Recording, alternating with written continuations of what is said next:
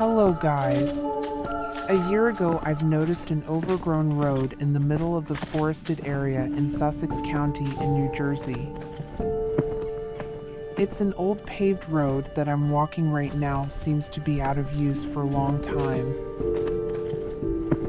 As well, I've seen some suspicious abandoned buildings in Google Maps which are located along this road on the top of the hill, but I couldn't recognize what it might be.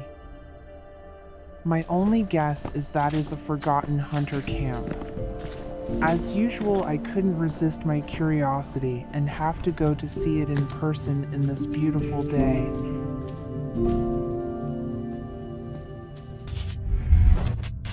Look guys, it's first disturbing find on my trail.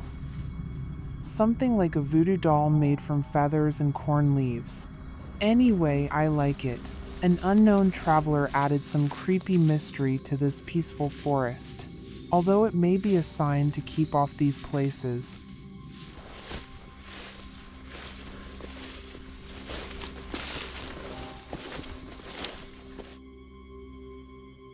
Well, after the short hike, I am almost there. Not sure if you can see it in this camera.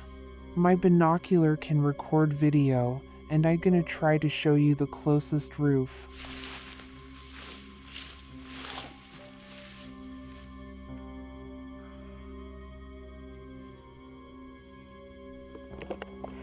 The structures are hidden just 300 feet off the paved road, and I still don't understand what it is. Not sure if that's not a private property, and I better to keep off the overgrown trail leading to the buildings. Sometimes landowners may set up trail cameras to catch flippant and curious hikers, but I don't see any warning posters and intimidating signs yet. The place definitely stays in neglect for many years.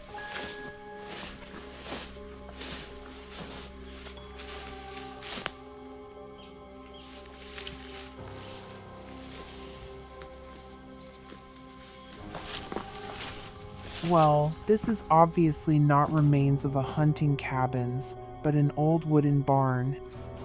These hand-hewn beams and walls blackened by time may become a clue to date this structure and figure out the history of this place at all. Of course, I may be wrong, but I guess this is an English barn which style was brought by early pioneers. English barns were normally without a basement and stood on level ground. This barn construction was typical for New Jersey from the 1770s through the 1900s.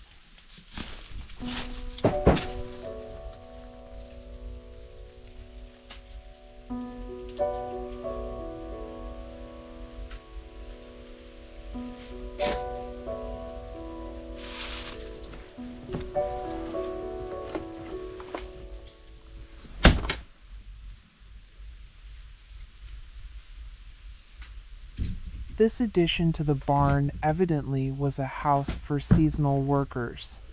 The broken TV from 60s may be an indirect sign that the farmstead stays abandoned around 60 years.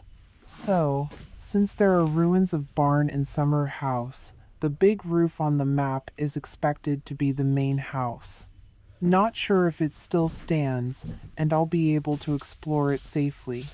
Let's go to find it.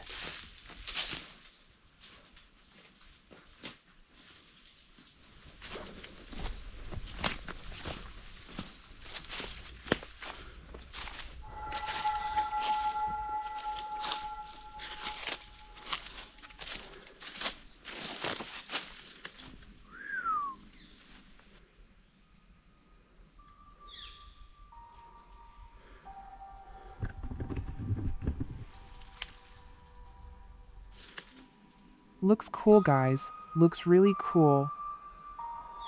Awesome house. Looks like a mill. Well, go to look.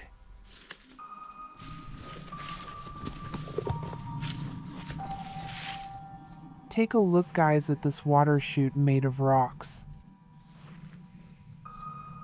This structure used to be something like spring house, I guess.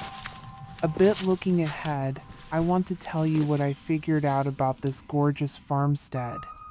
The house originally was built by a Revolutionary War veteran, Private Evan Bevans, after the war.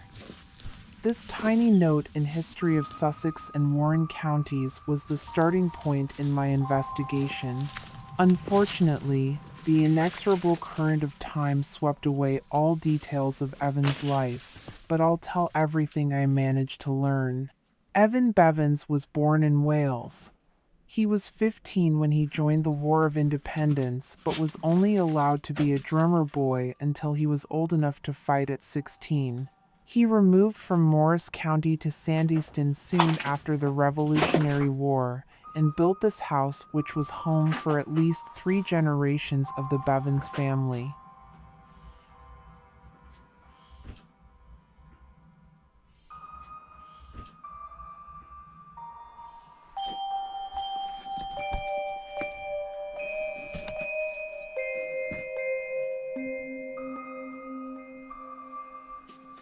Hannah Culver, wife of Evan, bore him firstborn child, Moses Bevans, in this house. Unfortunately, she died shortly after the childbirth.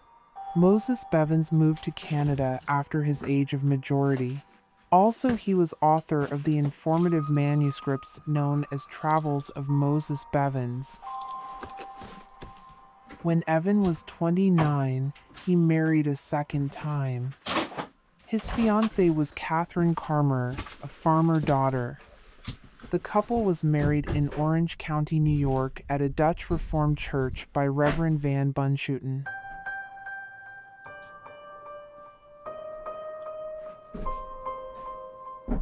Evan and Catherine lived their whole lives in this house. They had 4 sons and 2 daughters and were the ancestors of the numerous Bevans family of North Jersey. Evan and Catherine are buried at Fisher Cemetery in New Jersey.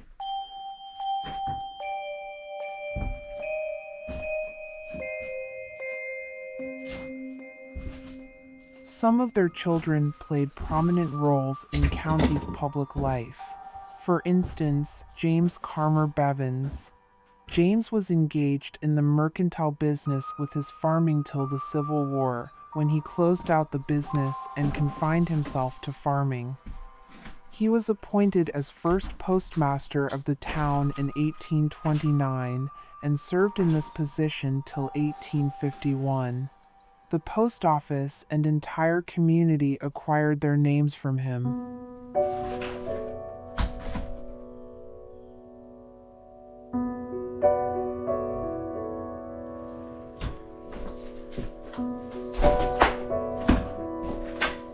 Also, James successfully ran a store which was located in front of the well-known Bevans Hellwig House, but there is no trace remains of that wooden building. He was twice married, his wives were sisters, but what is remarkable is that his wife's maiden name was Rosencrans. They were descendants of first Dutch pioneers. Wondering if they were distant relatives of the legendary alchemist, founder of the mystic order of Rosy Cross, Christian Rosencrans. I'd like to believe that someday I will find time to make a video to tell about occult formations like Rosencrans movement, Thule Society from the era of Third Reich, or the doctrine of Martionists.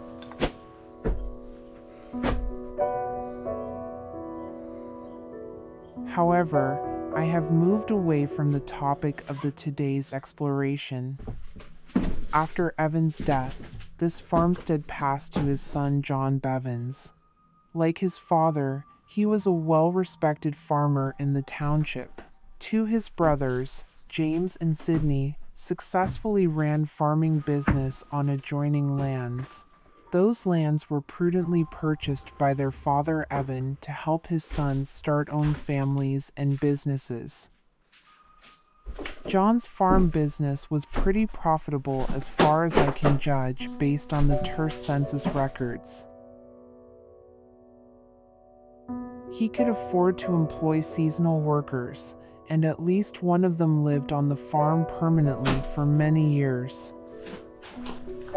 John's wife, Margaret Bell Bevans, bore him 6 children.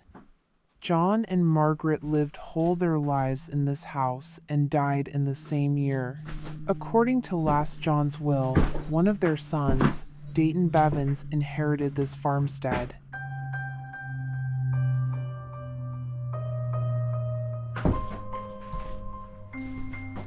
Dayton Bevans was a lifelong resident of the town, and he used to live on the farm since his boyhood.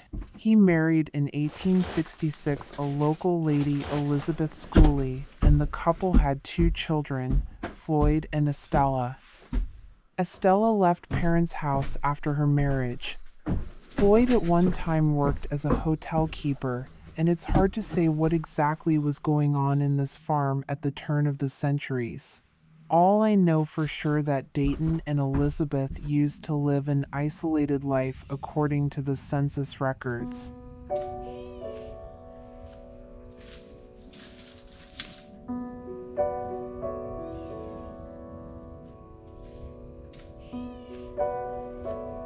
Elizabeth passed away after a long illness in 1911, and then Dayton's health began to fail and he had to move to his daughter. He died less than a year after his wife's death. Regarding what was happening on this farm before Second World War, I can make assumption that the farm passed to their son Floyd after his father's death. It's indirectly confirmed by the census records. In 1957, the property was purchased by Erwin and Marie Freudenheim, but they had owned it for a short time.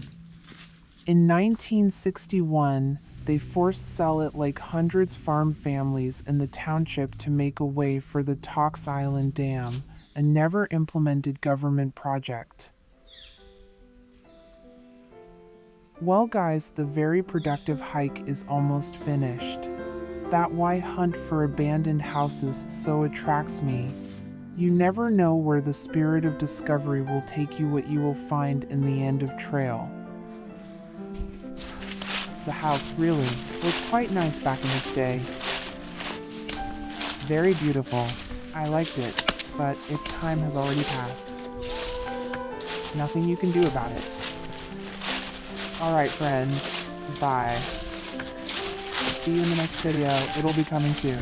Don't forget to subscribe, hit the like button, and of course, leave a comment. Bye.